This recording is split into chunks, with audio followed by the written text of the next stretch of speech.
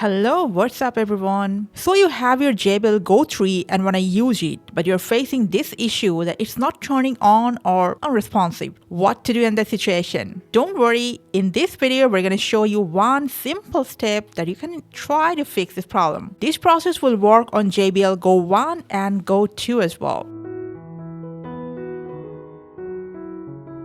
Before anything else, first make sure your JBL Go 3 has enough charge, especially if you haven't used it for a while. Take the charging cable that came in the same box or any USB Type-C working cable will just do the same. Plug it in and charge your device for at least 1 hour. After plugging in, check here. If you can see a red light turned on, that means all it needed was charging and this will solve your problem. Now after the charging is done, press the power button on your device. Press here in this button, and when you hear this power on sound, that means your problem is solved. Now pair it to your iPhone or other device, listen to some music, increase or decrease volume and stuff. Hopefully your JBL Go 3 is working now. Let us know in the comment section if that helped or not. Thank you for watching.